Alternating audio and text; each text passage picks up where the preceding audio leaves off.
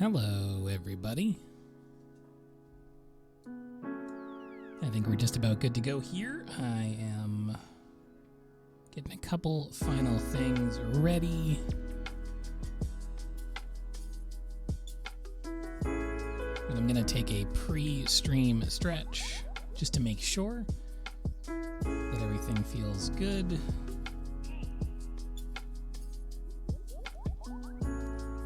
So once I do that, we are going to begin, and I will start the stretch timer for the rest of the stream. So I would recommend everyone grab a drink, maybe grab a snack, take a stretch, get relaxed. We're going to have a nice ultra chill time here today.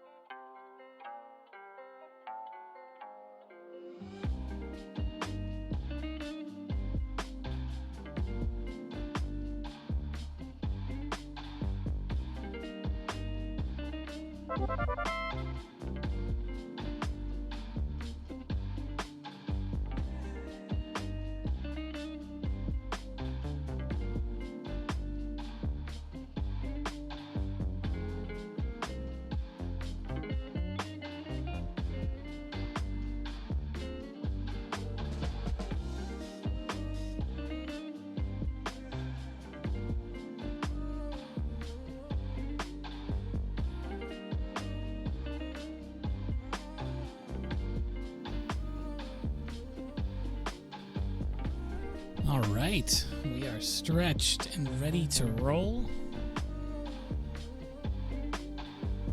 I'll try to keep my mind on my posture.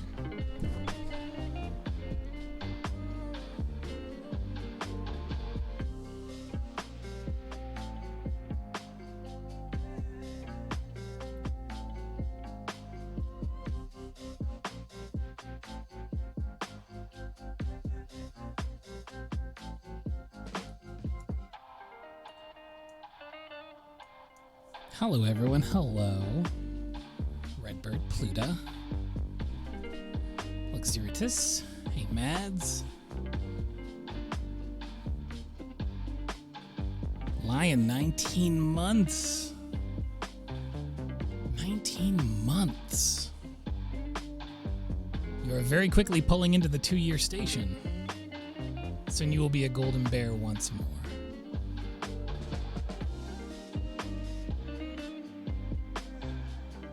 Which is wild because I just became a golden bear last month. So you're not too far behind me. And I own the dang joint.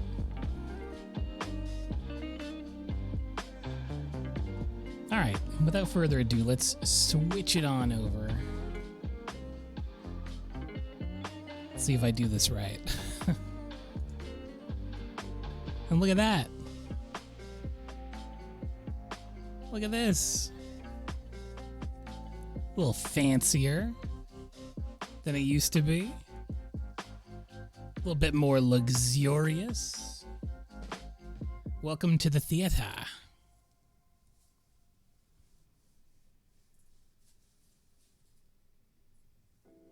I tried to make it a little Art Deco. I've been watching a lot of art history videos recently on YouTube. And I got very fascinated with that turn of the century kind of ornate style.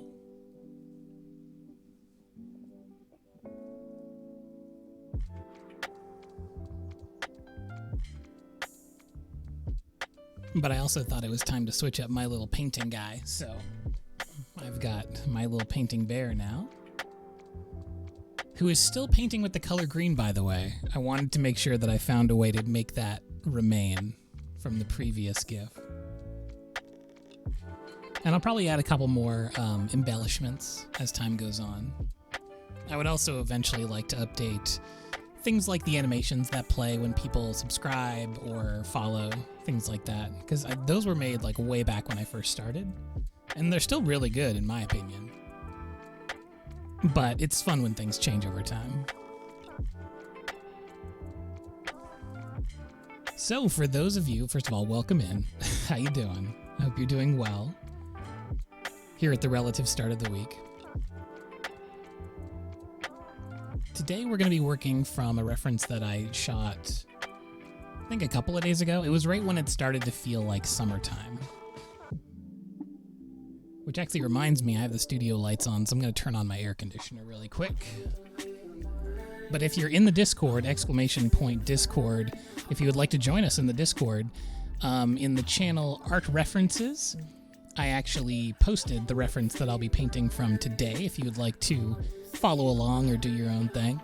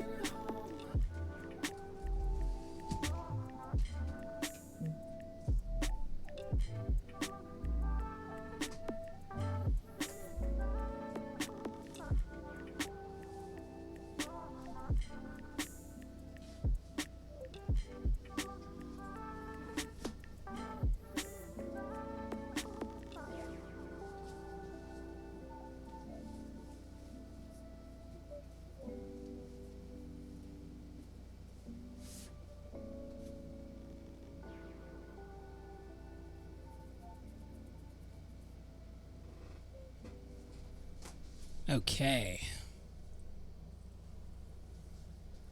Got that AC going.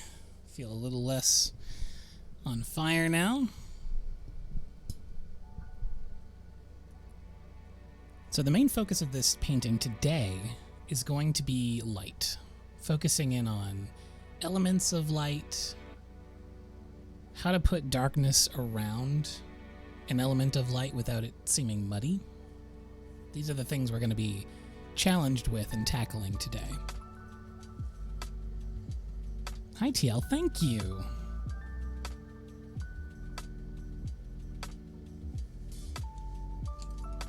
So I've got my standard setup of brushes here. I'm going to set aside a couple of these specialty ones. We're going to start, as always, with the flat brush. And I'll be dipping into a variety of different colors, but we'll be starting simple. When it comes to a piece like this where I want to emphasize one specific thing, or if I have one goal in mind, I like to eliminate all the complex elements. So I'm mostly going to focus on the warms and the cools, the warmth and the light, and then the cool and the shadow.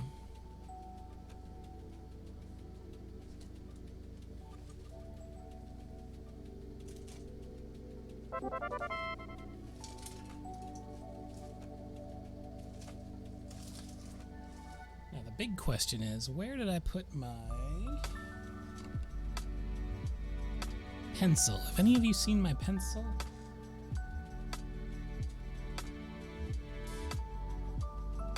Well, all else fails, I'll use my blue. I was going to use my tan one.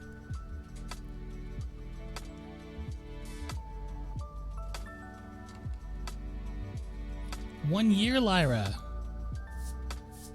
You've elevated to the bronze bear level. More powerful than ever.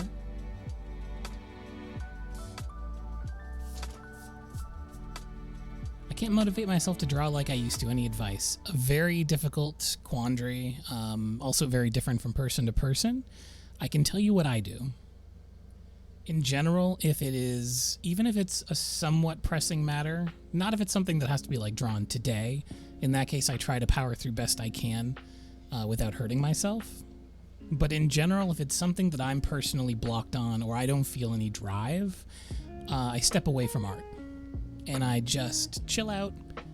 I watch things that I enjoy, or I read about something that I'm interested in. Lately, it's been a lot of art history stuff, which I don't really, I never had like an education on any of that kind of thing. But I don't think about creating my own stuff, and it tends to be that kind of effect of, oh, hey, Pocket Bear, how's it going? Welcome, Raiders. It tends to be that thing of when you stop looking for the thing that you lost, that's when you find it. And of course, it's not always that easy. You know, these things aren't a binary, but I will say that in the times when I'm focusing on myself and my health, and just trying to make myself feel good, that's generally when I get in the mindset of like, I want to make something.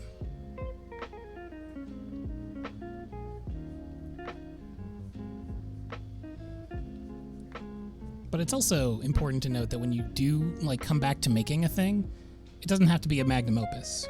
It can be something as simple as just like, I am going to make a mark on this piece of paper. Sometimes getting a piece of paper dirty is a perfect first step. So what I'm doing right now is just blocking in where some of these shadows live.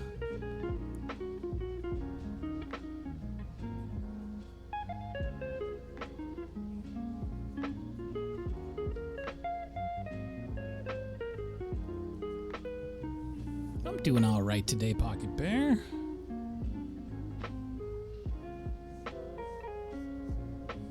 Just trying to have a nice chill one. And do a little bit of studying.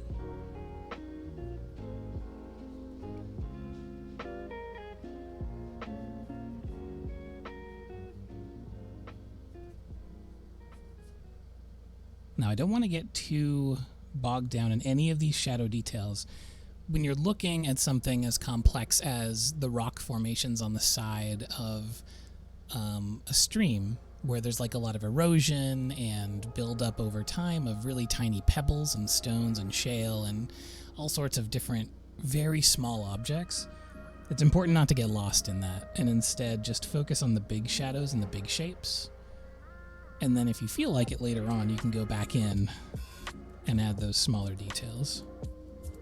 And in a lot of cases, that's a good idea because one of the tools that you have in your arsenal of creating compelling artwork is the contrast between fine details and looser details. You can use that to create focus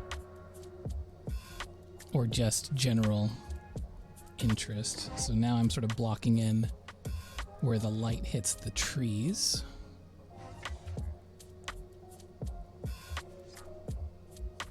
I'll put in some of these branches and tree trunk.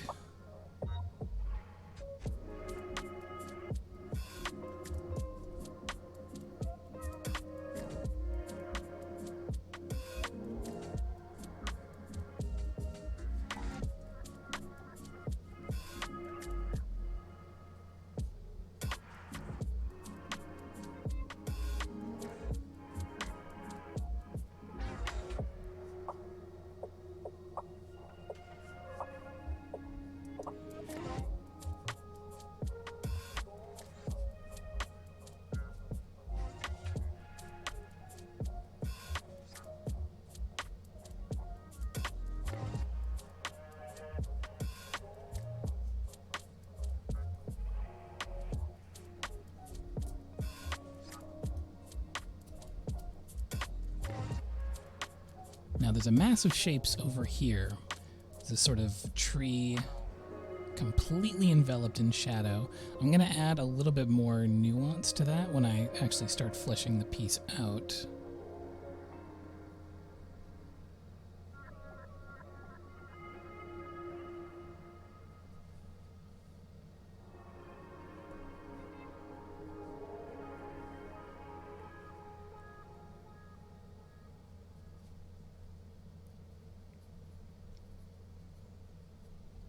But I need to remember that when I put these shadows together over here in sort of these masses, that a lot of the value is going to be very close together.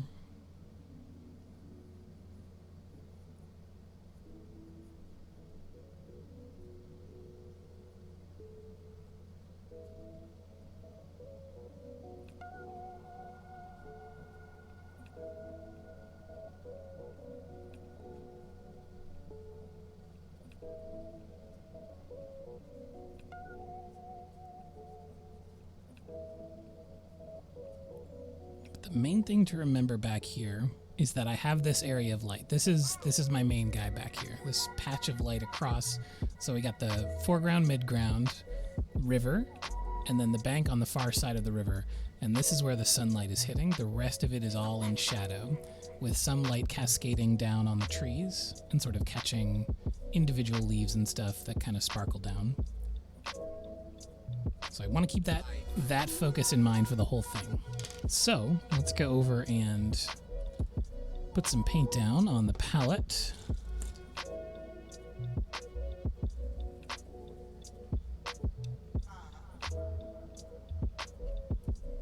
So I've got a little bit of yellow ochre.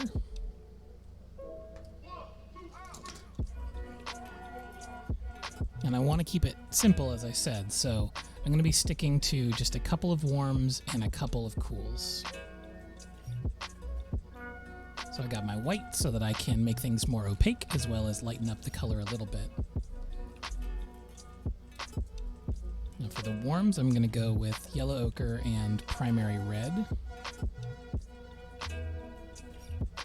And then for the cools, I'm going to go with some primary blue.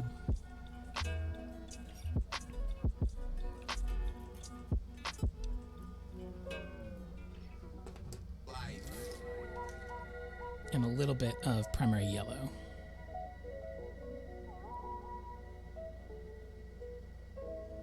Now I can add to that as I go, no rules, just right. But I want to start with just those simple colors on the palette because I think that will help me not get lost as I go in the beginning here. So, thinking in big blocks, large areas. So I'm going to start with that white and that ochre. Just very, very basic.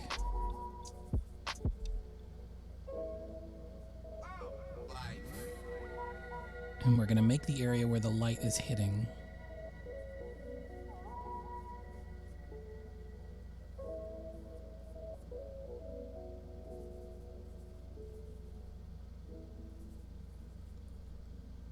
And then within that area, we're going to focus out some little shadows where it's starting to transition into a darker area.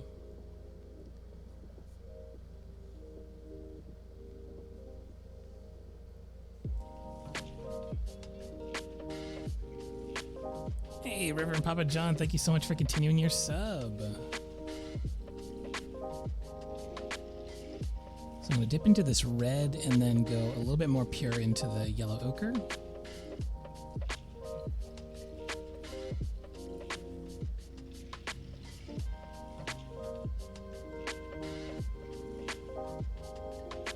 Now I know over here that it's going to be sun-drenched, so I don't want to hit any hard shadows immediately. And instead, I want all the shadows to be lit shadows.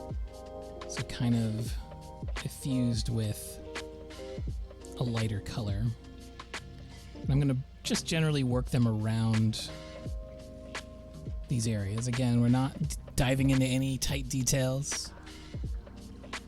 All we're doing is trying to make areas that transition from the light into the dark. And thinking in those large blocks.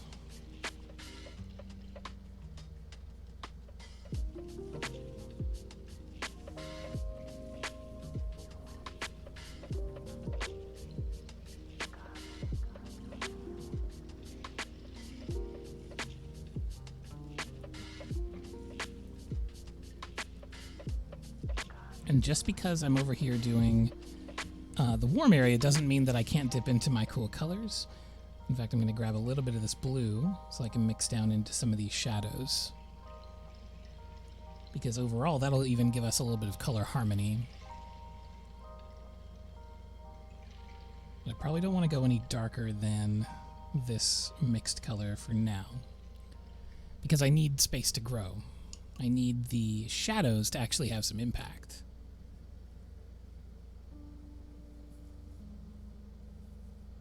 So I'm going to go ahead and start working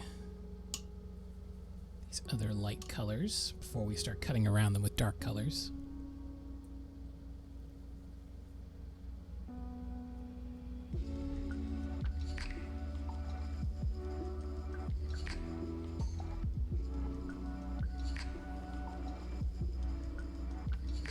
So a little bit of blue, a little bit of yellow, a little bit of white. Let's mix a nice light leaf color, a very pale leaf green. And I want it a bit more on the yellow side than on the blue side, because it's being lit by the sunlight, which, at least in the context of this painting, we're establishing as being the sun color is going to be warm and yellow.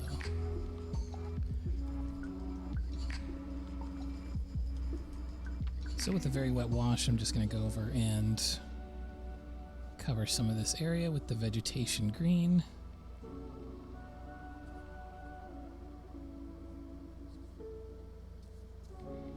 Knowing that I'll be coming back with a dark color later on and cutting around these shapes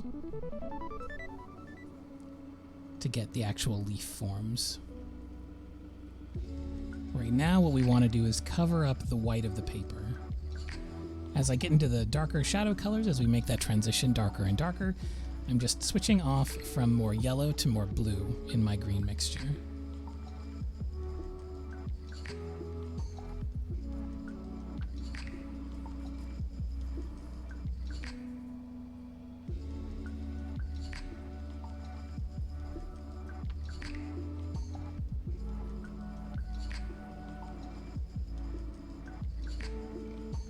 I want to do this while the paper is still wet. Just go in here and paint alongside these shapes, because the water will allow us to transition those colors a lot smoother into one another and blend them out. Otherwise, I'm going to be dealing with a lot of hard edges later on. And we definitely want some hard edges for sure, but we need a balance in order to create that cool optical illusion of there being a lot of detail in the image.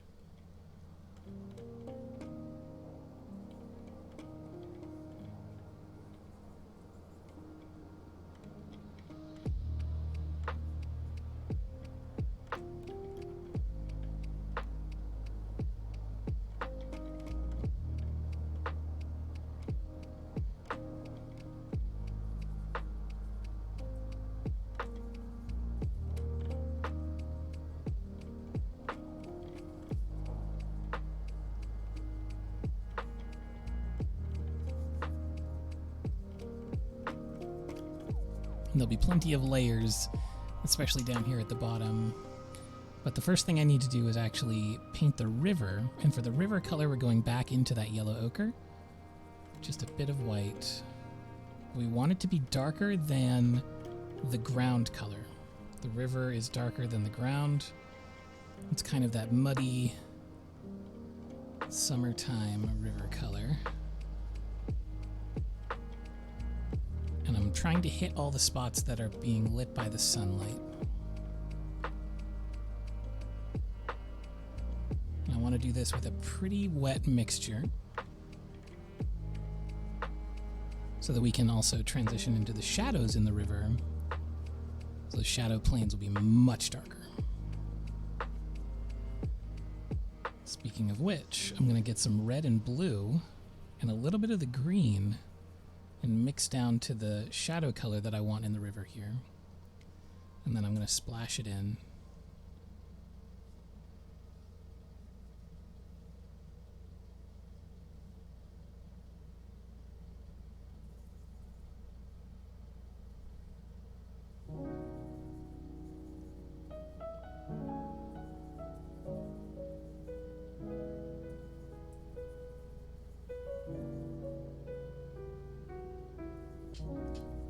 And now I'm mixing the color without much white and without much water, so I can get a really, really deep dark color.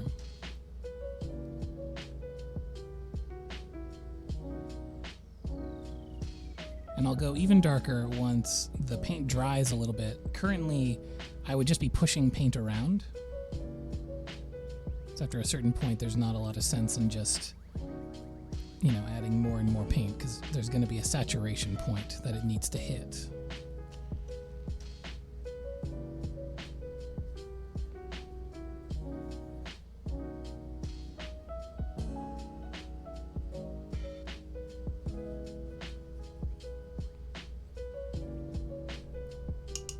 Now I'm going to switch to my calligraphy brush.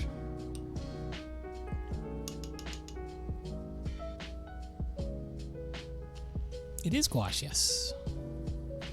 Yeah, I'm using Winsor & Newton gouache.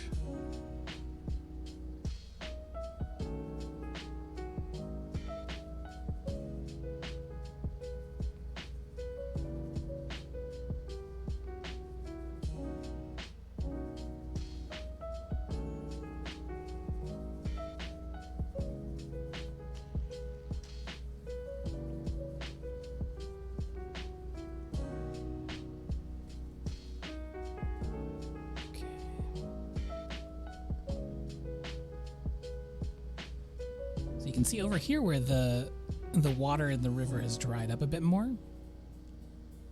I can get finer details, which I need to do because the water is kind of refracting over here. So I'm getting little waveforms in the water. And I can pull it back over.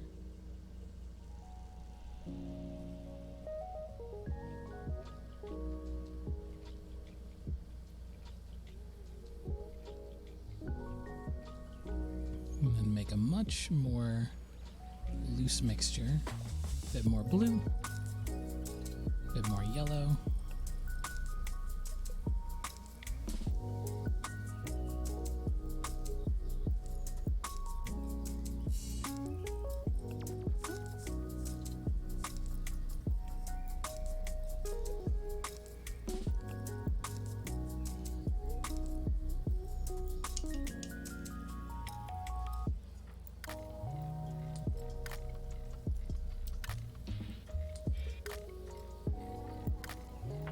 Now I'm going in with a kind of reduced,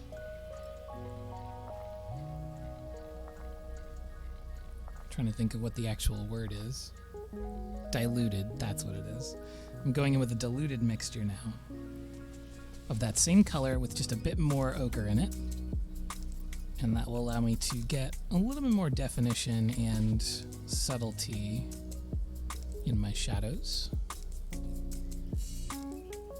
Trying to capture the way that the water feels.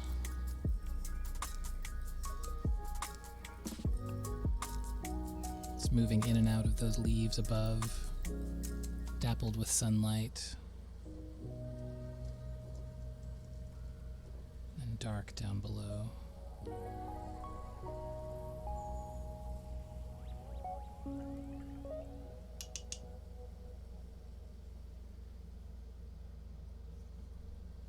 Okay, so now I'm going to go back to that leaf color. I'm going to dull it down a little bit because we're working in the shadows here. But again, mostly blue. If my green ever gets too vibrant, I just add a little bit of red because that's the opposite on the color wheel, so it will dull the color and darken it as well.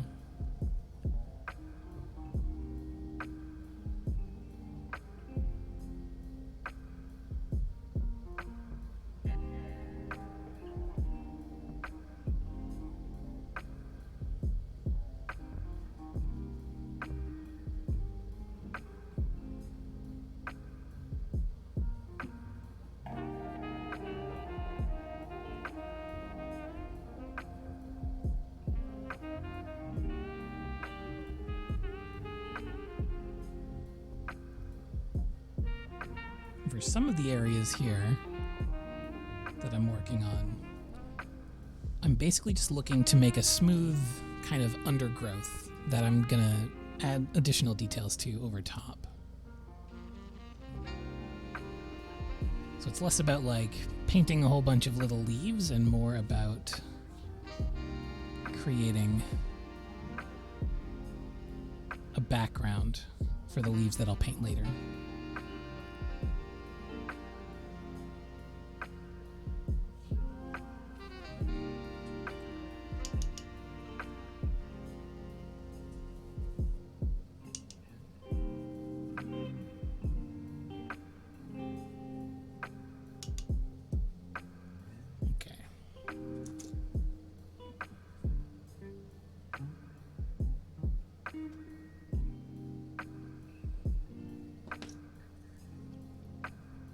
We're getting dangerously close to hitting the May follower goal, which is very exciting. There will be an art giveaway once we hit that goal, as well as the sub giveaway. And I believe when we hit the sub giveaway, we'll also unlock another emote slot, which is very, very nice.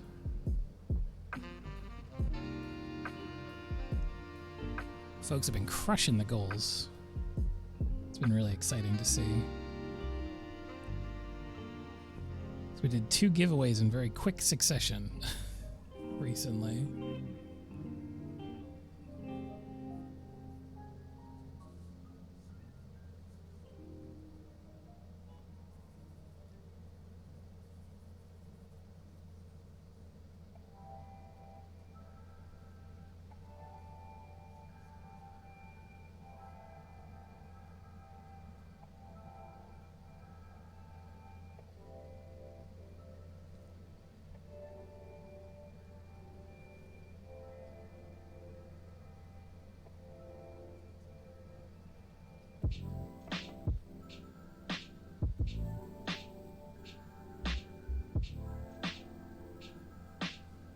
So over here I'm painting in some of those leaf forms, giving a bit of definition and shape to these areas. I want to create a bit of a gradient going up, so I'll mostly be using just regular water with nothing added to it to make a bit of a gradient.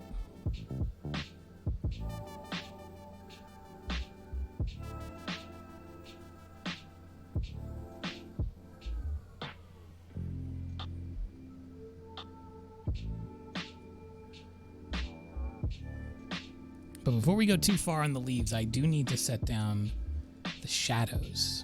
Now the shadows around this patch of light, they're going to be quite dark. Not absolute dark. We're not going to try to blend down to black, because this is the background, which we still want to be lighter than the foreground. The foreground elements will have a very dark color and a very dark value. But once again, we're going to be mixing those same colors that we used in the water. So a little bit of blue, red, and ochre.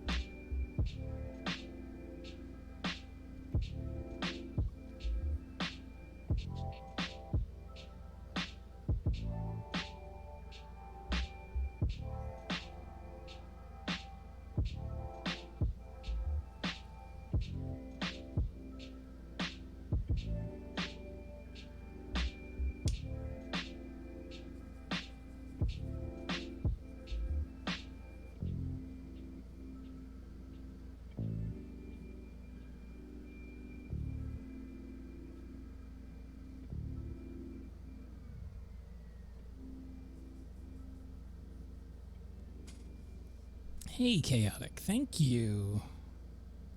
I had a really fun time putting the new layout together. I finally took the time to think about, like, where objects should be placed instead of just adding them willy-nilly.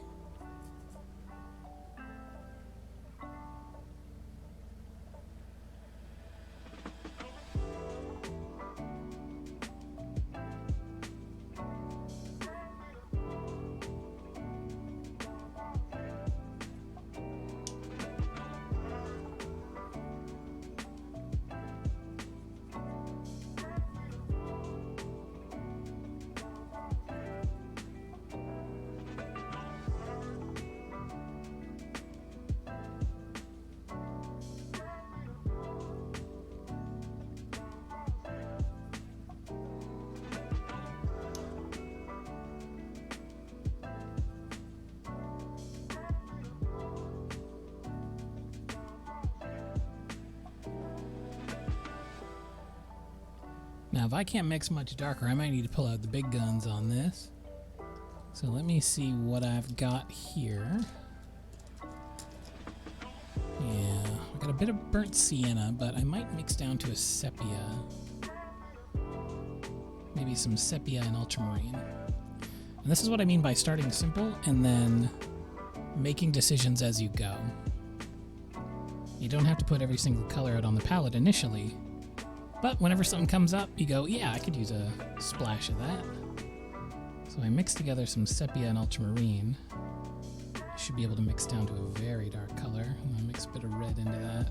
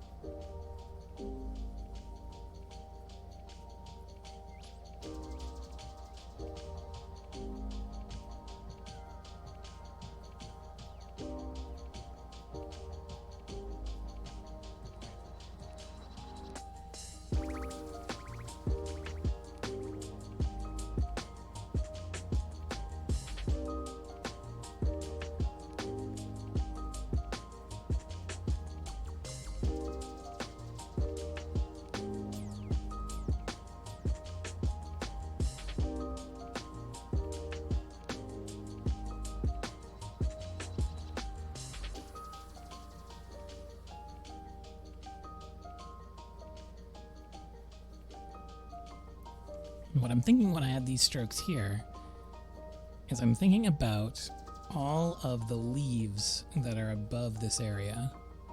You know, it's being hit with sunlight right now, but I know there's big trees up above it.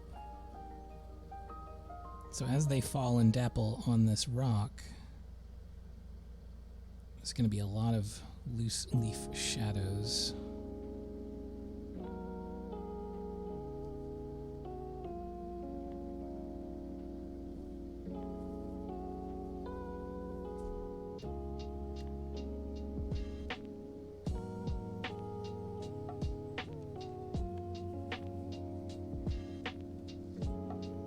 And then there's also, you know, rock formations. So now is the time that I can start laying those in. Knowing that the light is roughly coming from this direction. So if there is a form like this one here where it's kind of a V shape lit on top, I know that this side is going to be darker than this side, but also there's a light side here, so there's going to be ambient occlusion that's going to be knocking light back into that surface. Hey Jenga, how's it going? So glad you could stop by.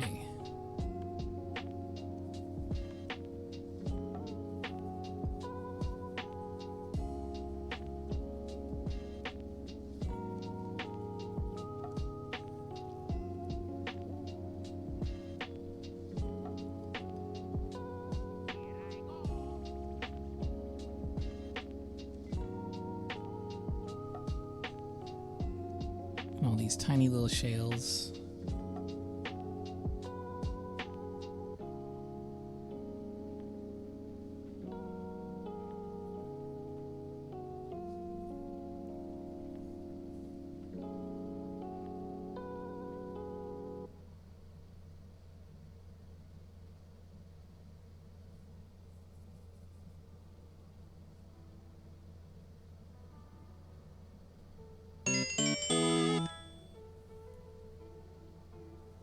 Felicira, hello. And hello, Raiders. Hope you're doing well. Welcome in, welcome in. Just getting cooking on this nature landscape here.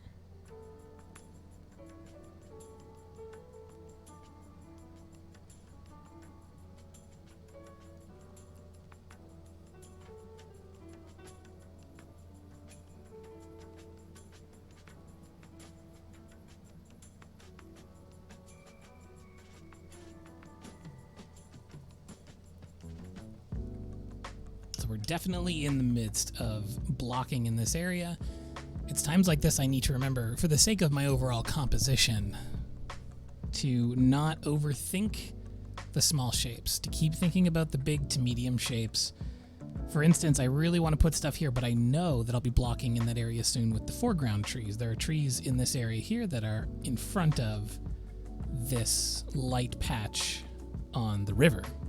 And it's going to be very important when I overlay those really super dark leaves in front of that, because it's going to make it seem all the brighter in behind.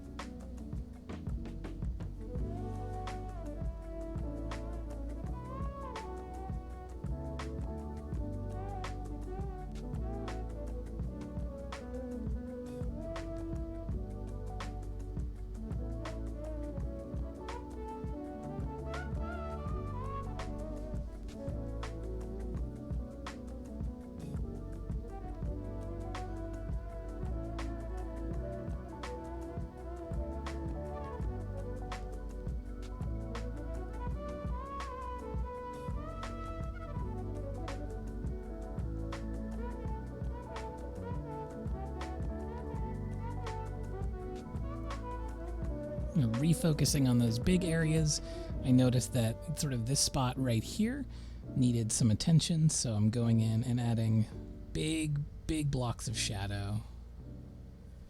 I don't want the colors to be monotonous, so I am going to be switching as I go, just dropping a little tiny bit here and there. I'm going to grab a bit of blue, grab a bit of purple, just to keep the variance in those shadow forms.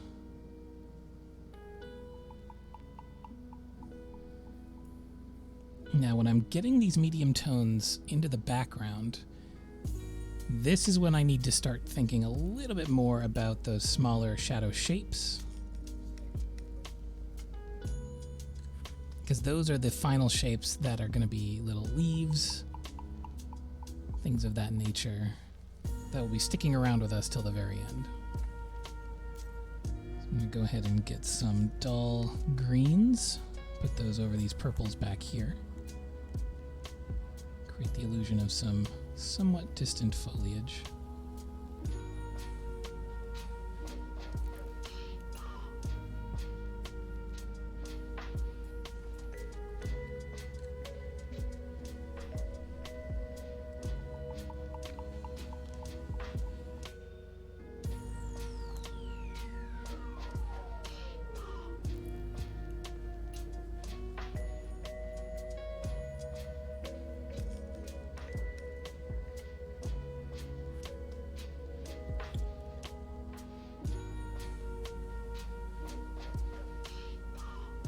And doing these little transparent overlays is something I love so much about gouache.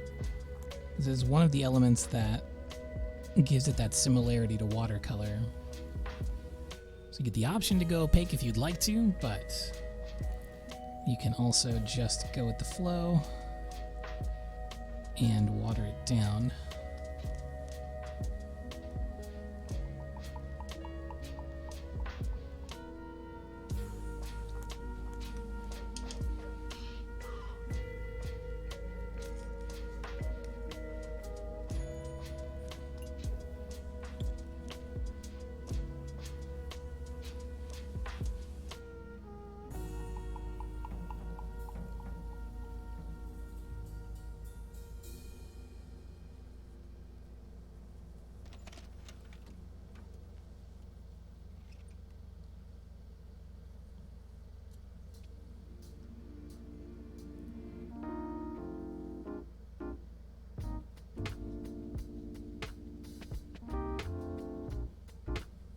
once again, I'm back to working on that gradient of leaves here in the darkest area of the painting.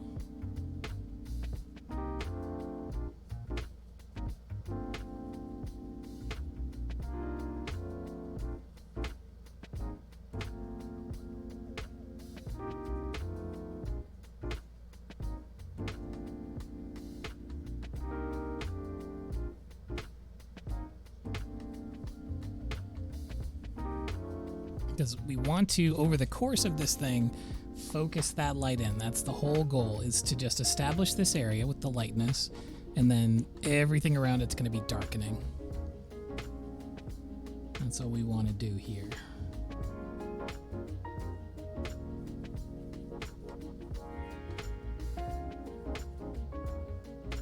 It's taking all of my willpower to resist the urge to add saturation, because I love to do it.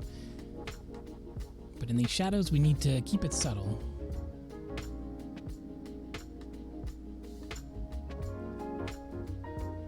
We need to focus on our value.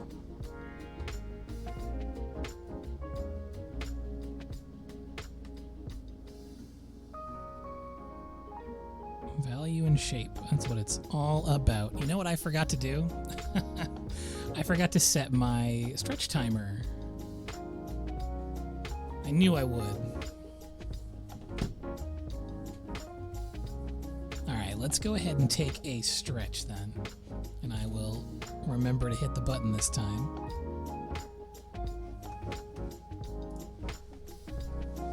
Stretch it.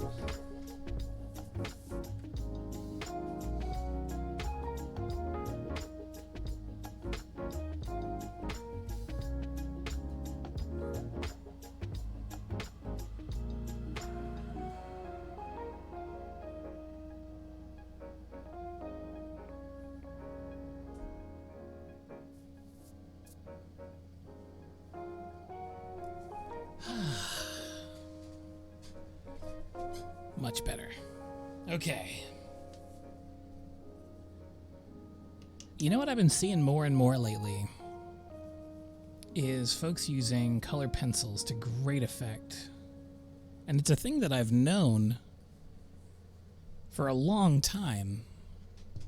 I think a part of me was hesitant because I know that to get a good set of color pencils, it can be pretty expensive, but I've started looking around.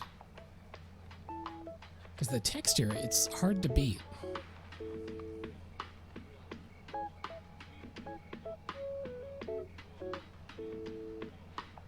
I'd also like to get a small set of chalk pastel for similar reasons.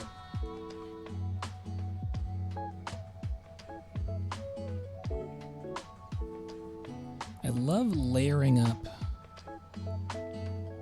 these leaf shapes transparently, because it automatically imparts it and imbues it with this sort of magical, ethereal movement quality.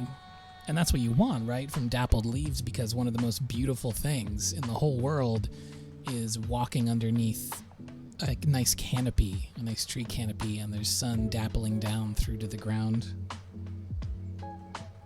And part of that magic is in the movement of it, subtly shifting as you go. It's a very difficult thing to capture, but if you don't try too hard for, one-to-one realism with it, if you just kind of make the vague notion of leaves, you can kind of get close to a shape that's confusing enough that your eye is like, there's kind of a leaf there, but now there's kind of a leaf there, like it doesn't really know what it's looking at. And that's how you can kind of fake movement. Yes, Max Daisy, that's exactly what I was thinking of with the chalk pastels. When James Gurney puts it on, like, over the sun and then rubs it, and then it creates this beautiful glow. I really love how that looks.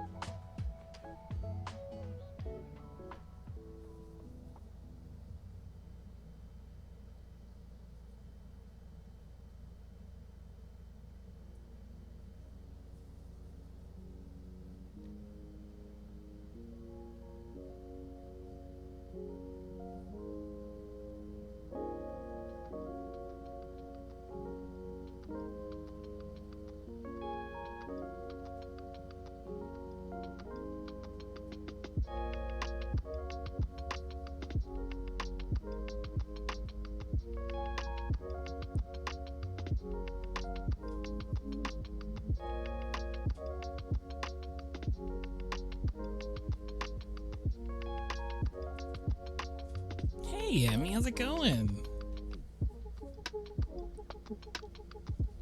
Yes, indeed. This is a photograph that I took. I can't remember if it was yesterday or the day before, but it is of the river nearby where I live. A lovely place. I've painted it a bunch of times. One of my favorite poster color paintings that we did on stream, actually, was this exact same view. I don't know if you remember it. If you were here from a previous stream, those who were, I painted it when it was covered in snow. And we did that in poster color. And it's the exact same view. I've painted it a few times now from different angles. Because I absolutely love it.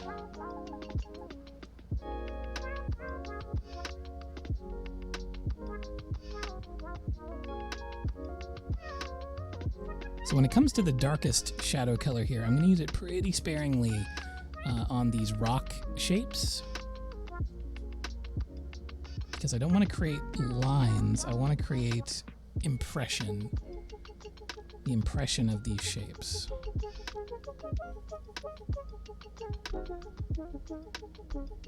You know, I haven't tried the jelly yet, and I'm very curious about them. A lot of people have many opinions, but I might need to pick up a set. I'd be curious to hear from those who have used the jelly gouache, what brands you recommend. Oranges, thank you so much for 4 months now. That is such a mood. I do that exact same thing in other streams. Take this notification away from me.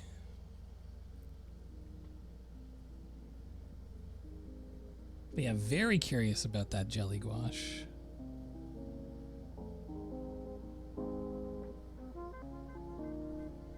Because I'm all for, like, nice, affordable paints.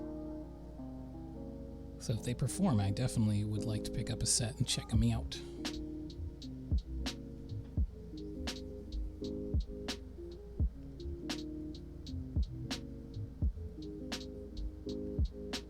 Now, a lot of the shapes and shadows up here are not the same stone coloring that we have down on the rocks. I need to switch to a dark green. That's what I'm gonna do here in just a second.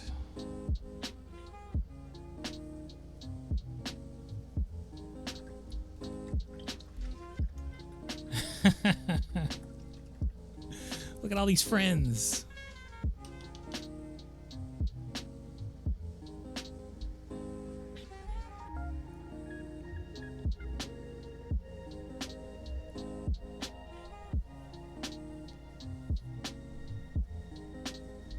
This is exciting. We're getting to the point now where I'm almost about to start putting in foreground elements, but I still need to block in some of these mid-ground trees.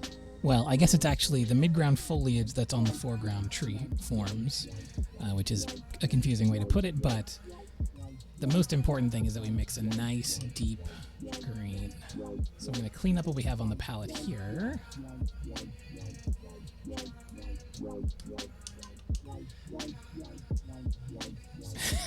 It's so funny that you're talking about 14 because it is patch day and Hachimachi Tamagotchi.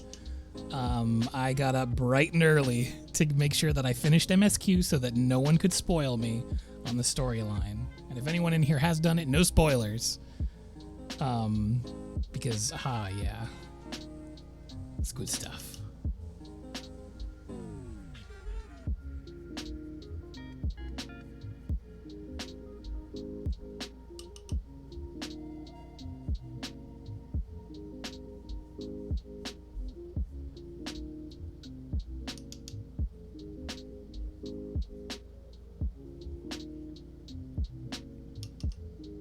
I've got characters on a few different data centers, so if y'all want to play together...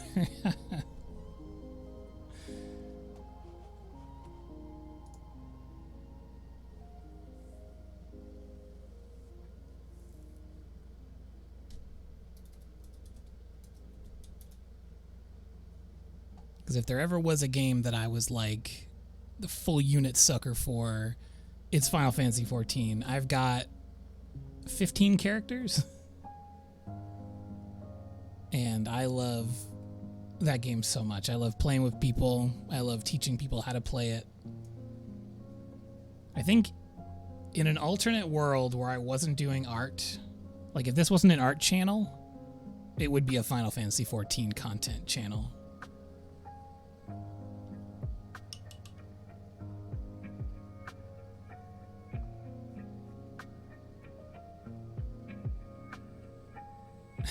Honestly, true. Well, actually, there was that one stream where we did plein air Eorzea, because it was happening on my data center.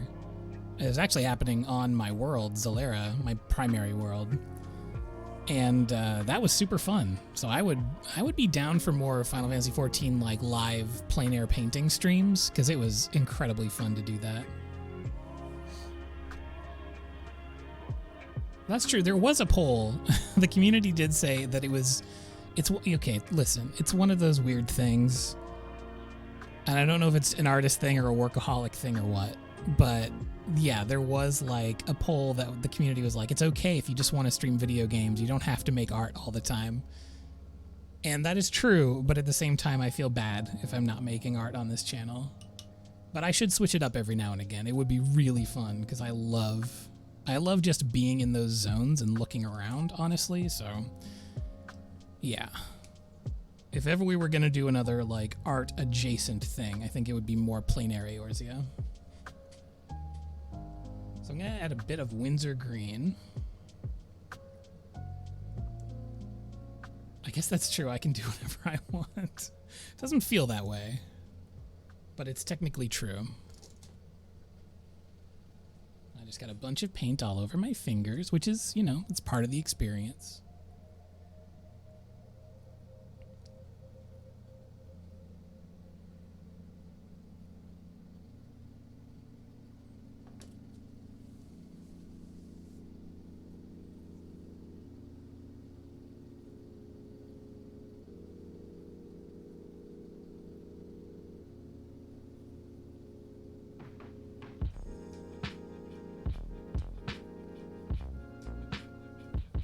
Yeah, that would be fun. I wonder how many people in chat, let me know right now. How many of y'all play Final Fantasy XIV? Because like if we hit like a community goal or something, I would definitely be down for like how we did the finger painting thing before where a bunch of people contribute to like a point pool. I would definitely be down for having like a super stream where a bunch of us go around Eorzea and take pictures and paint and stuff. I think that'd be really fun.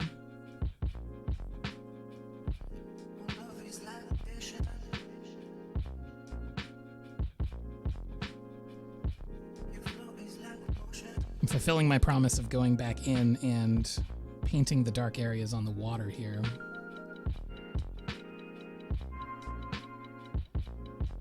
Been looking forward to. One of the most exciting things about making a painting or illustration is, and this is going to sound weird, it's like giving yourself creative debt and then paying them off. And there's probably like a more beautiful, poetic way to say that. But like setting yourself up with these tricky challenges, or like just like I know that in the future I'm going to put a tree here and it's going to look so cool, but I have to paint everything that's behind it before I can actually do that. It's one of my favorite things about painting, and one of the things that makes it tremendously exciting is just knowing that you have those moments that you're going to pay off later.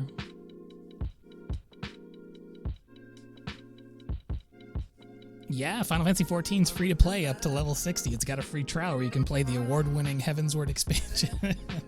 It's become kind of like a meme in the community now that is like a thing. But it's honestly true. You can absolutely play the entire first expansion of that game. And Heaven's Word owns. The storyline is so good.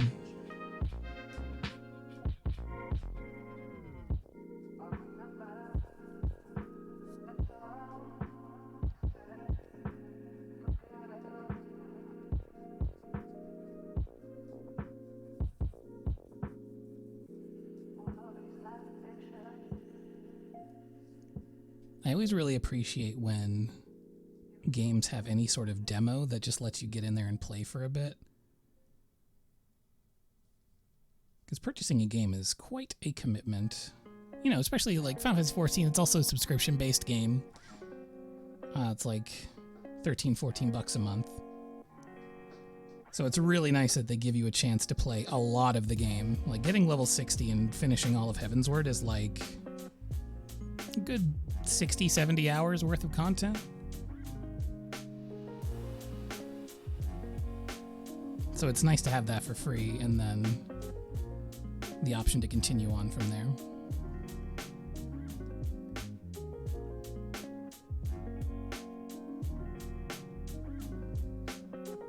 With all the plugging I just did for 14, this might as well be a Final Fantasy 14 content stream.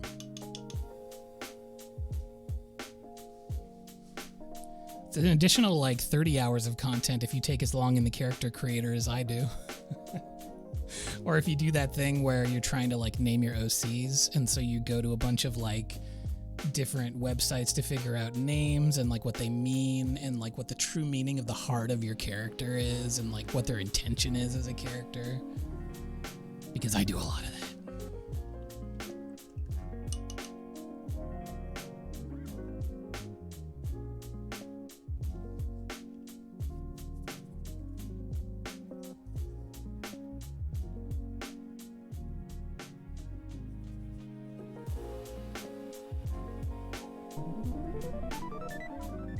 It's time to finally commit to the shadows in these trees. This is a bravery moment right here. When we do a Final Fantasy 14 stream, I absolutely will go through every single one of my characters.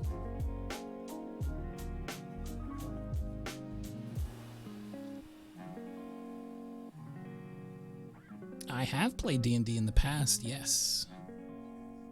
My favorite D&D character was named after one of my favorite Final Fantasy XIV OCs. So that's how deep down the rabbit hole I live.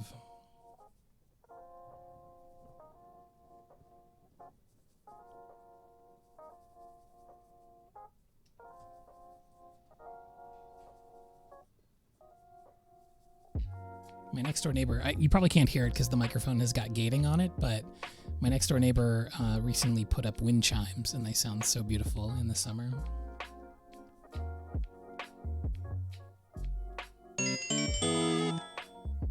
Abby!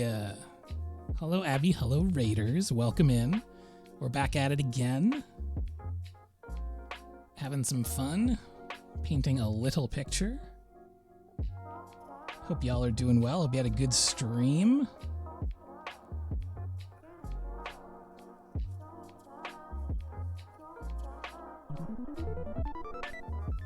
Was today the day that you started the next leg in your Dark Souls journey, Abby? Oh yeah, I've got the new layout out. How do you like it?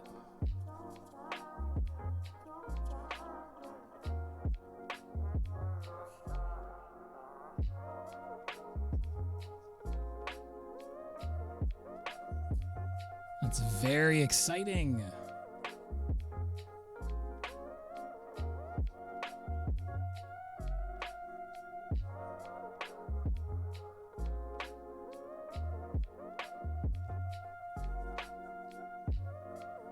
I'm so excited to put all of these shadows on all of these trees.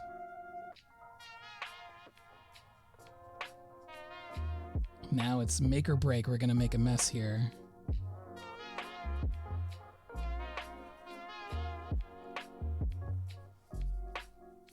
Now in some areas I need these shadows to be nebulous blobs, but in others I need them to be sharp. In those points I'm going to be mixing primary red with my Windsor green. That's going to make a really nice dark color.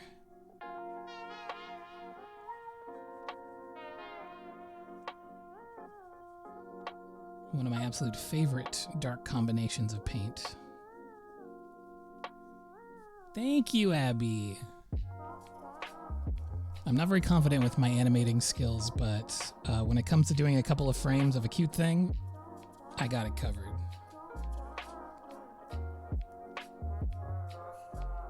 All right. True bravery, here we go.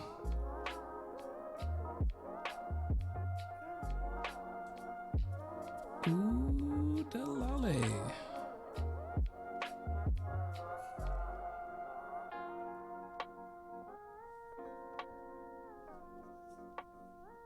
We are putting in the foreground detail, and I could not be more excited.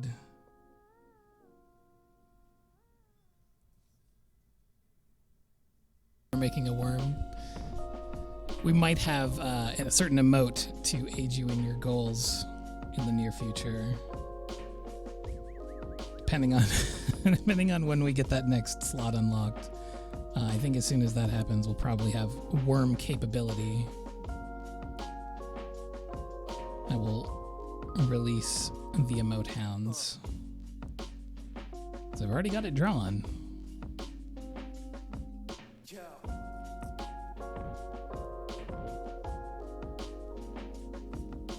$17 subs till worm.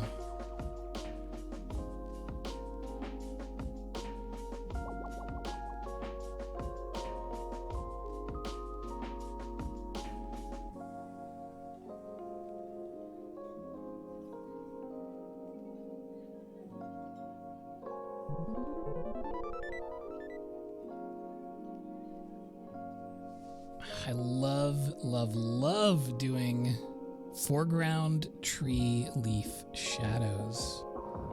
Something so satisfying about having these really, really sharp, dark shadows over top of a bright background.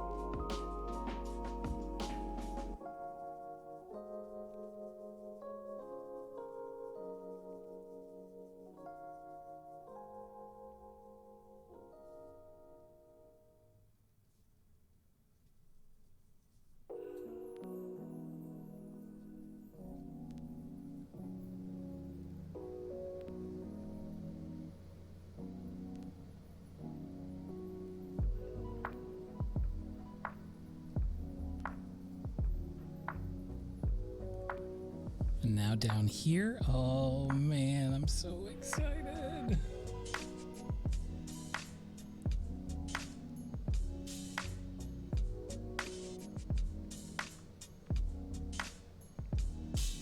Like, this is the stuff I was talking about earlier, where like I have this super bright area here, and now I'm gonna cut these ultra sharp silhouettes in front. And I know that I sound bonkers, but it's truly like one of the most exciting things for me.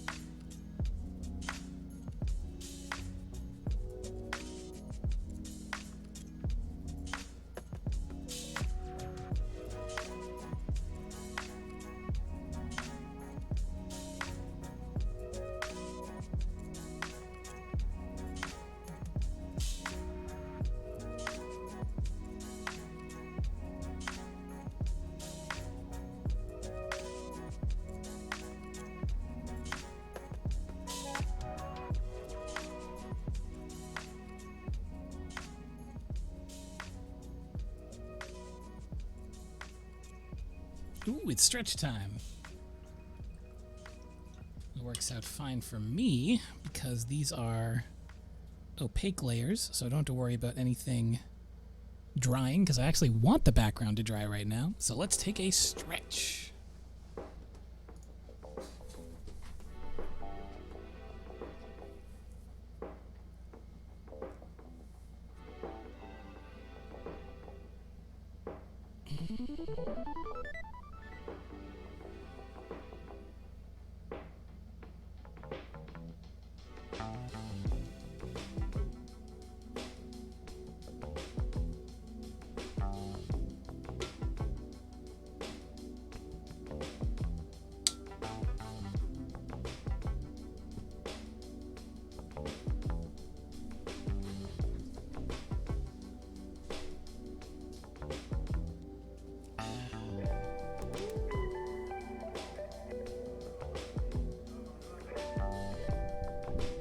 Have a good night, Redbird.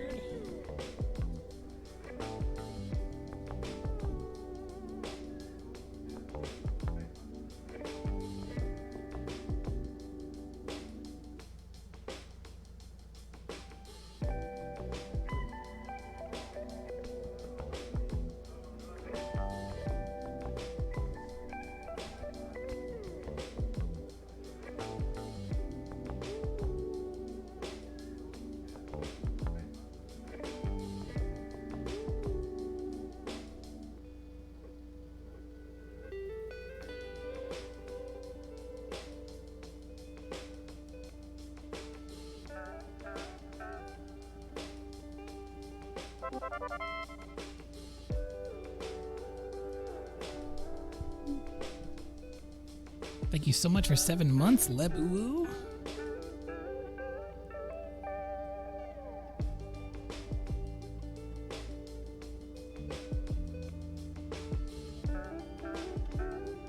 Right now I'm carving around the area where the little park bench is by the water.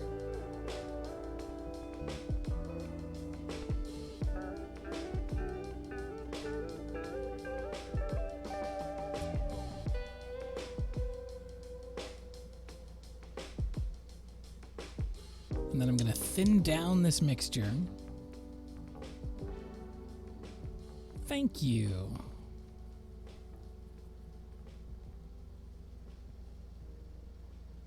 I'm really enjoying the new layout.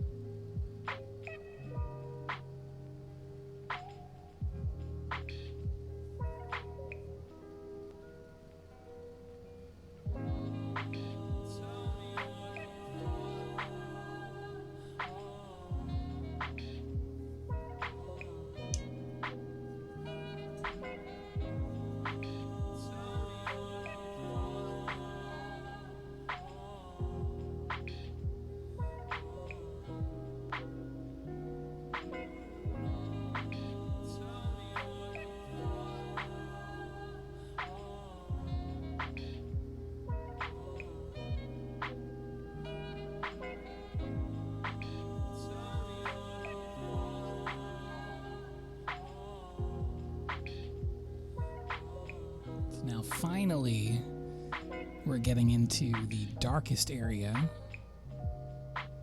of the trees.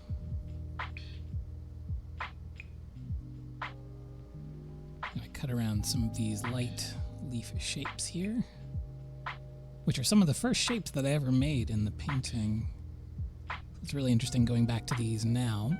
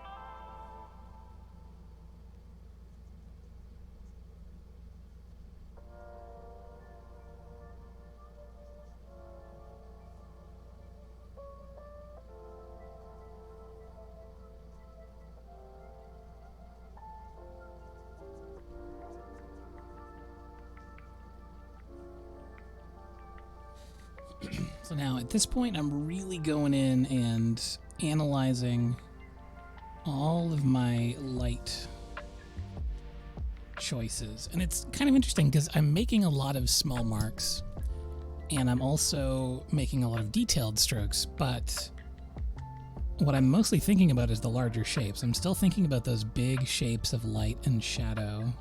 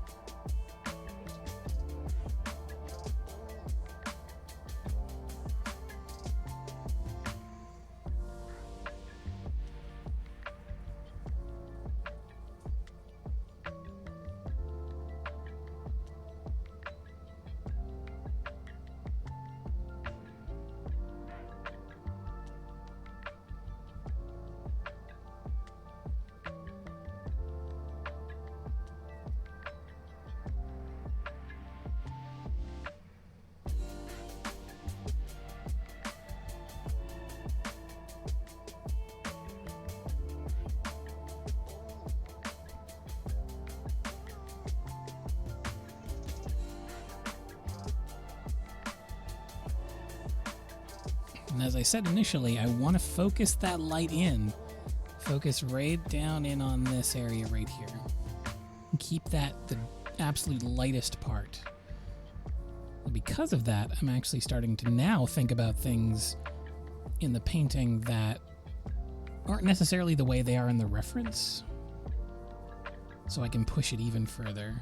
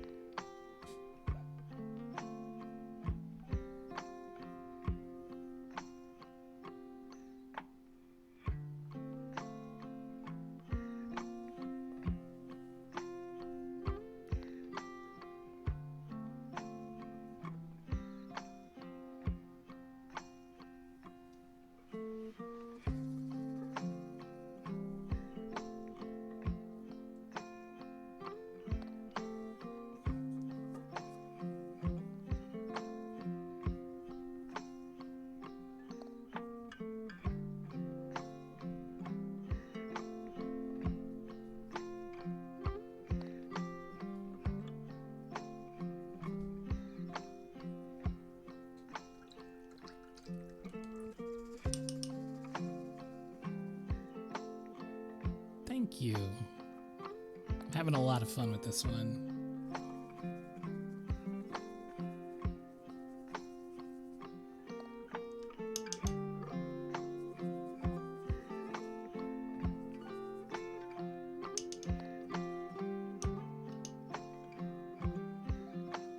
Now I need to darken up the bench. I'm gonna go back to my flat brush. Grab a little bit of red to mix with the green and a little bit of white as well.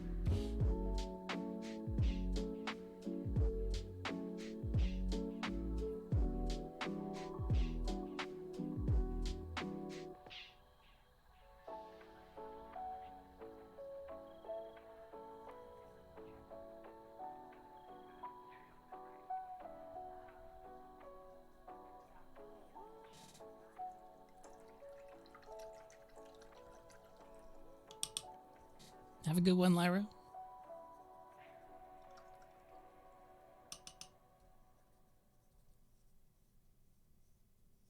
Now we're going all the way back up to the shadow color that we initially used in the piece, which is just that yellow ochre, a little bit of white, a little bit of red. My red's all gone, so in this case I'm using Opera Rose. And then just a little bit of that shadow color from the bench.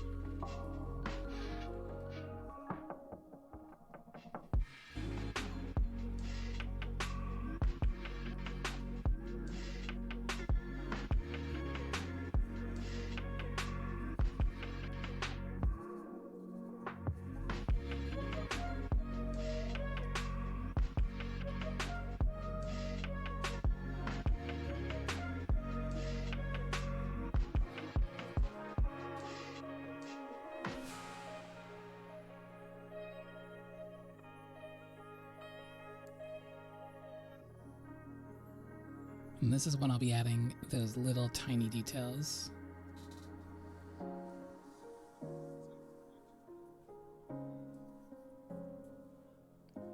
For this particular piece, I didn't wet the surface beforehand, but I did use a very loose mixture of paint, which I then mixed into. Usually if I'm doing something large that needs a gradient like a sky, something that isn't in pieces or in big blocks of color, then I'll wet the paper beforehand.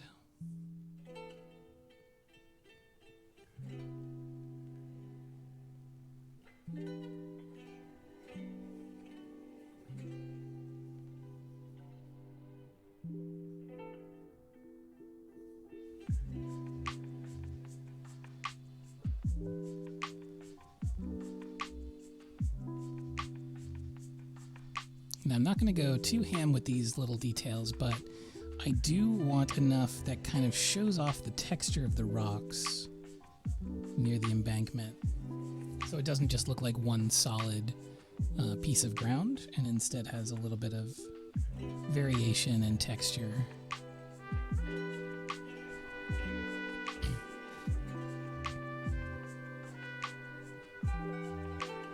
It's also a good idea, to your point, actually, when you're doing a large area and you're wetting it beforehand. It varies from paper to paper, but generally speaking, you want to give it a little time to soak in. Because when I first started painting, I would not wait. I was very impatient, and I just went right in with paint after I wet the surface down, which, depending on the effect you want, if you're looking for like blooms or ink washes, that is the way to do it. But if you're looking for a smooth, controlled gradient, it can sometimes work against you, which can be very tricky.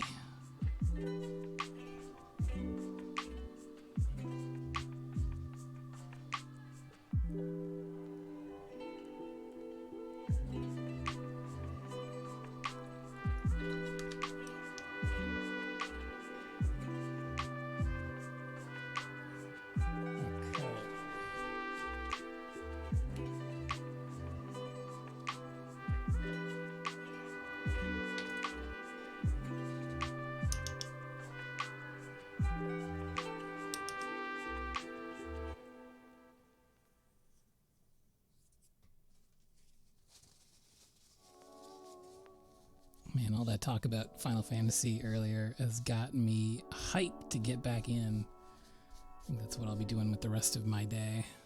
Ooh, it's time for a stretch.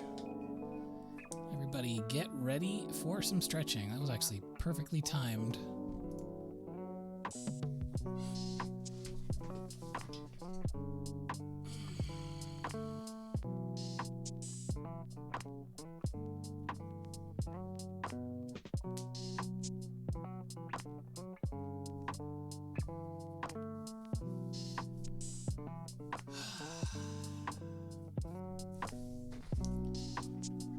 Feels good. All right. Let's bring this one home.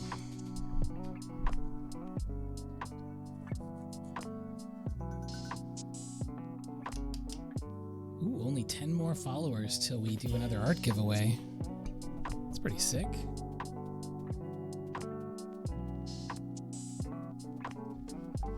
I'm trying to think if this will be the final stream of May. I think it might actually be, unless I'm able to do one on the weekend. Because I'm getting that vaccine this week. I'm getting the vaccine on Thursday in my normal stream slot. So there is a slight chance that I might stream tomorrow, if folks are into that. Because I feel like I don't want to schedule anything around the vaccine other than just resting. So I'm playing it safe. So there's a chance I might be out for a couple of days. But I'm very excited about it.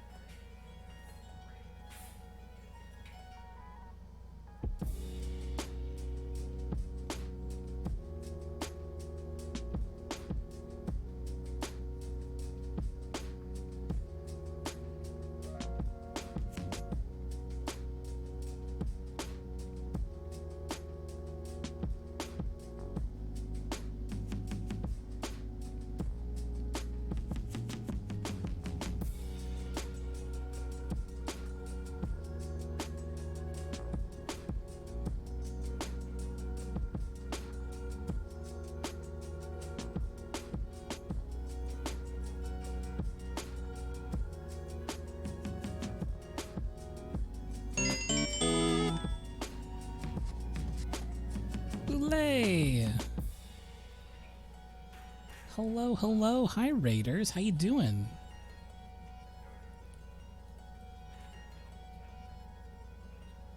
It's so good to see you.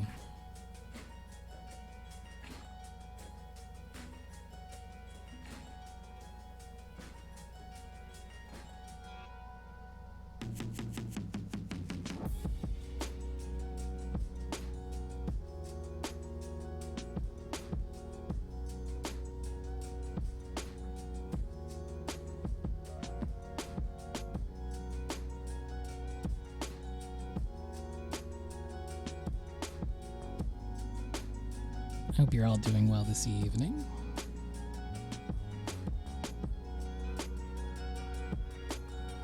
A lot of people do think that I'm French.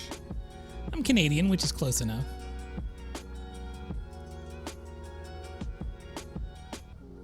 Have a good rest of your work day. And thank you.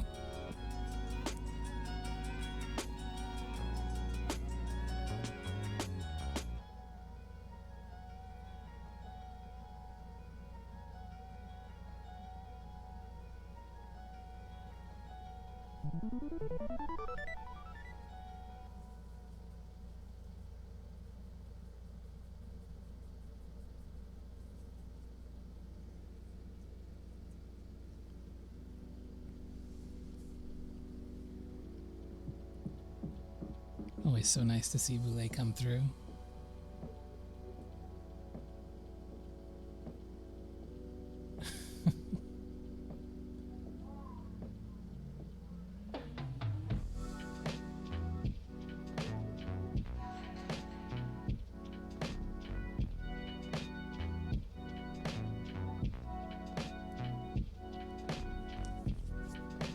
I still have many wonderful Boulay memories from the one and only time I ever got to go to Europe. When I went to Leeds for the comics festival over there. We rode on a tiny boat together.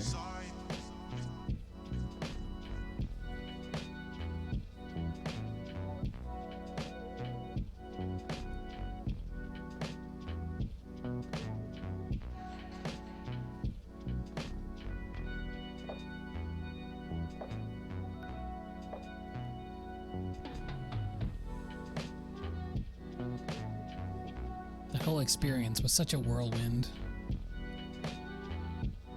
I went to the UK, and then right after the comics festival in Leeds, we went to Scotland, and I stayed there for a week. And it was my 30th birthday. And I remember, you remember weird things, you remember small things. I remember waking up on the morning of my 30th birthday, and I rolled over to look at my phone to see if I had like any messages, and my phone had I thought it was broken, but it turned out it had just forced a restart because there was a big update for Android or something. And I remember being so panicked. I was like, I am in a foreign country and my phone doesn't work, and it's all over for me.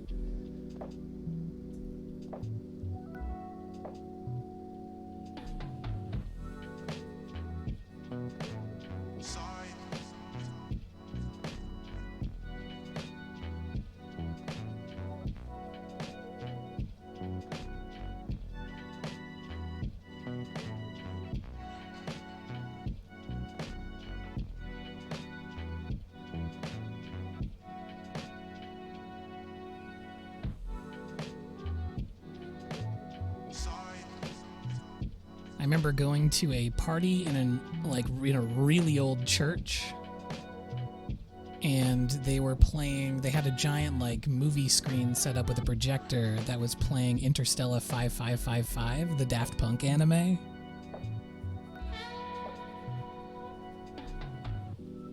That was trippy. It was a really fun trip.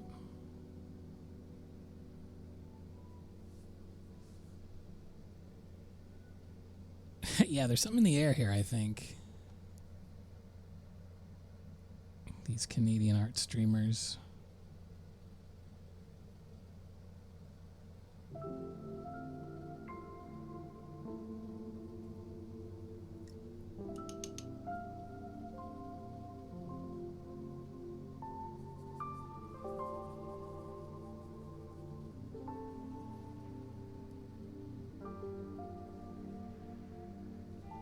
Now, I don't want to put too many little dapples on this piece, but I do want a few.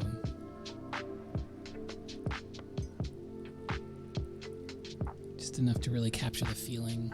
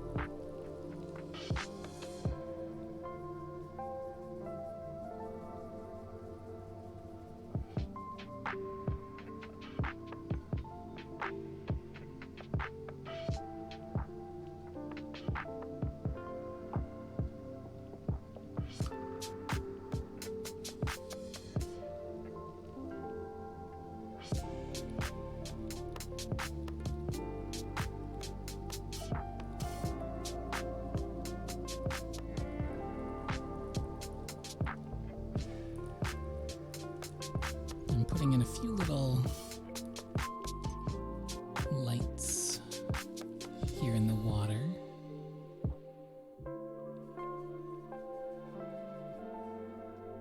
Reverend Papa John, I have gotten it, yes.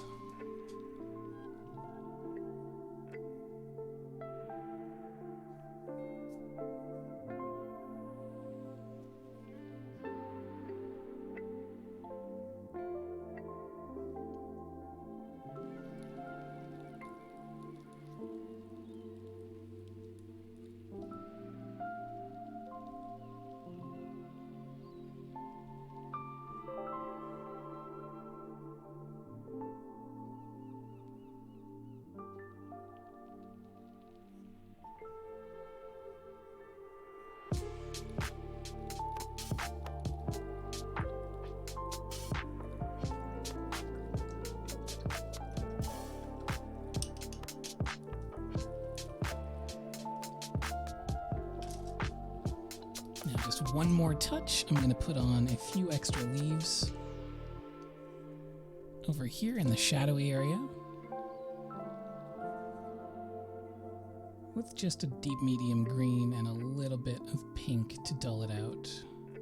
Because again, in the shadows, I want to dull these colors.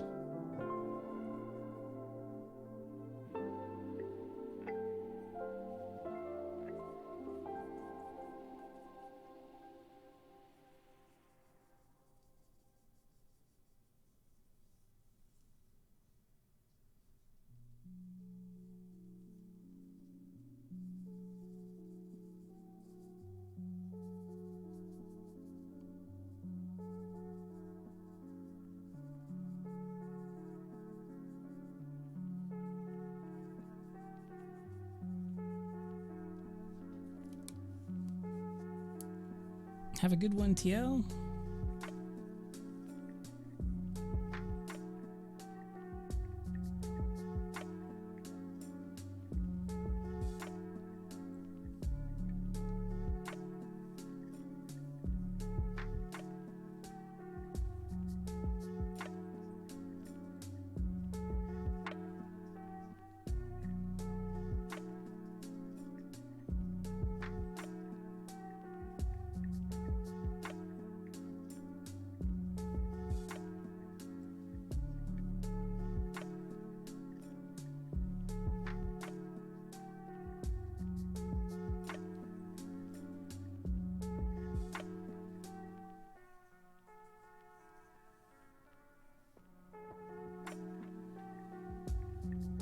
Just want to add a little bit of dimensionality to the leaves in here.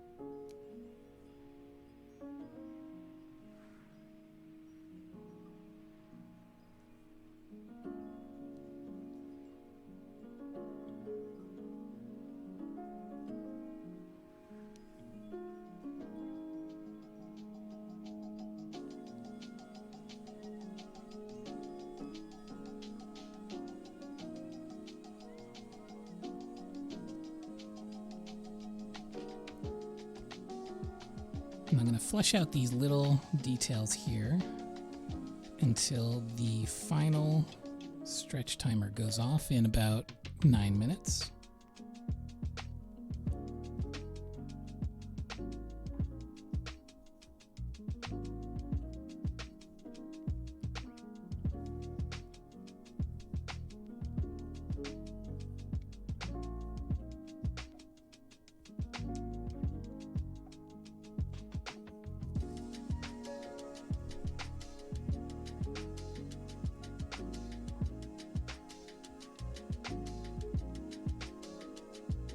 Well, thank you very much, Floofy Walk. It's probably Fluffy Walk now that I look at it closer. You know, that's the really funny thing about Twitch names, is you always have to read them at least twice. But thank you. It's kind of an interesting thing, because gouache is such an ancient painting medium, but I think it's just maybe a little bit less accessible than acrylics or oils.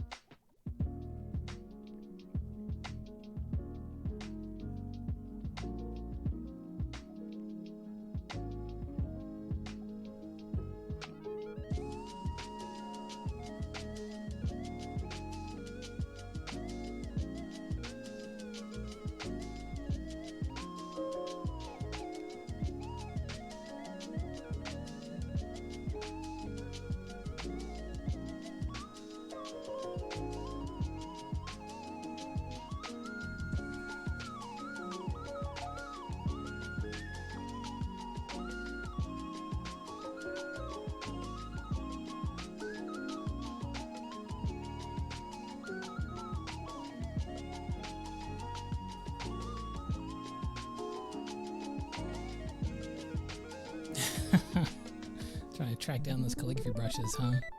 The nice thing is when you do find them, they will last you a very long time.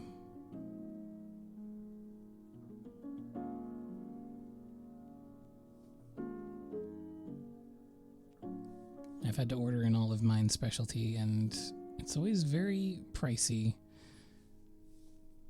which can be kind of freaky at first when you don't know if you're even gonna like it that much.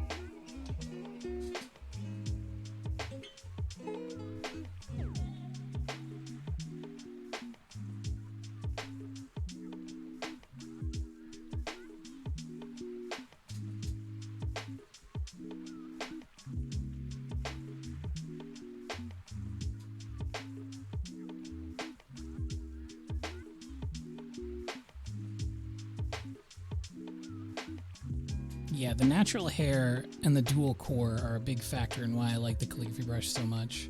I tried finding a calligraphy brush at Kinokuniya in LA, and I did not have luck, but I'm sure the stock is always shifting there as well. But that LA Kinokuniya is actually where I got these really nice aquarelle water-soluble pencils that I still use to this day. And I got these, man, it must have been 2018. Because that was the first time I was down there. These pencils have lasted me a long time.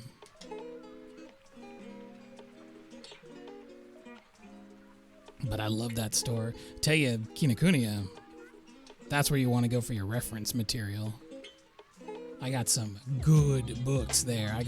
There's a book of backgrounds. There's a book of poses that I have. And I also have the complete storyboard book for Princess Mononoke. All three of which I reference to this day. Invaluable.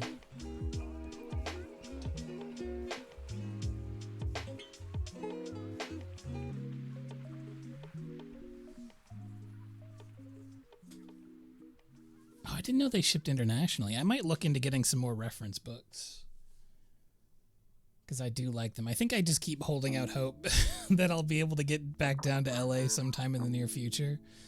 I don't think it's going to happen until next year at this point, but I'm just gonna not stop thinking about my next trip down.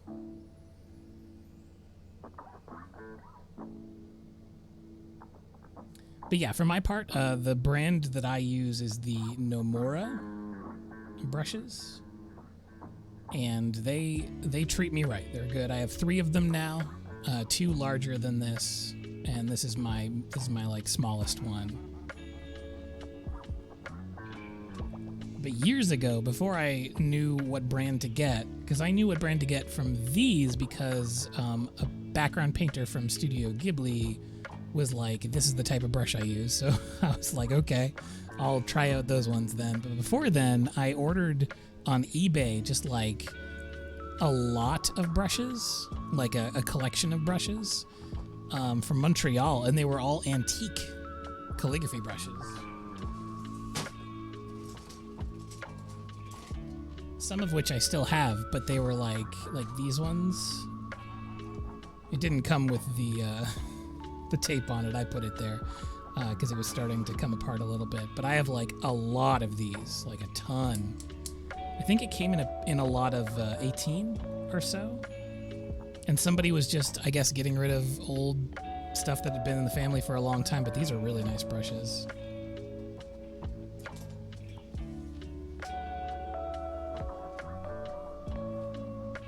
So I'm gonna let this one dry a little bit longer, and then we're gonna do a tape peel. So get ready for that. I gotta find my signing pen.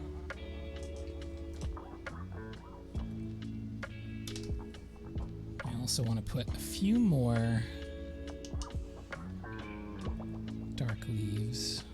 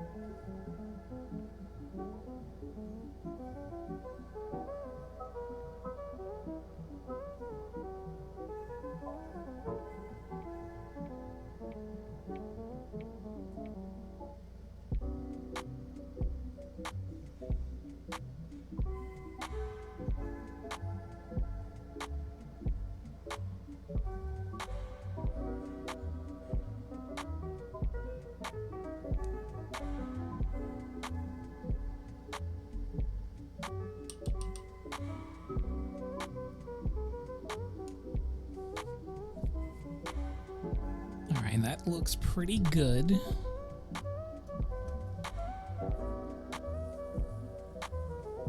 Oh, give me that clean tape peel.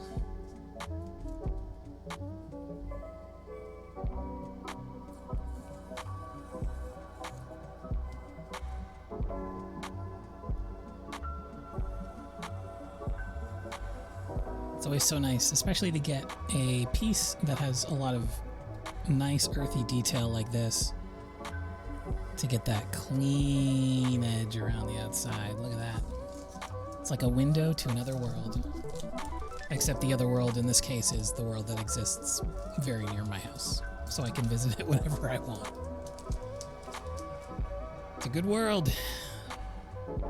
Alright, so I'm going to go ahead and give this a sign. 25th of May, huh? May is gone. So long. It means 2021 is nearly half over. Just something that is difficult to wrap the brain around.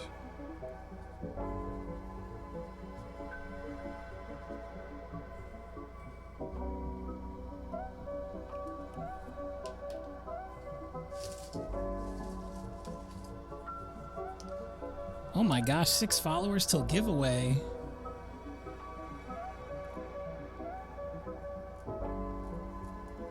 Well, I would so like to do a giveaway this month. And I tell you, circumstances are weird because originally we would have 2 more streams before the end of the month. But I'm probably going to take those off due to getting the vaccine. So I'll say this. If we get to the end of the month and if it's off by like even 6, like if it stays here, we'll still do the giveaway. Don't worry. I've got too much art in this house and I want y'all to have it. So there we go. This will go up in the store right after the stream. There might be a stream tomorrow. If there is, I will be sure to shout it loud and clear. You'll also know for sure if you're in the Discord, !Discord in the chat if you'd like to join my Discord server. And that's it. I hope everyone has a great evening / morning / whatever it is, wherever you are. And I will see you on the next stream.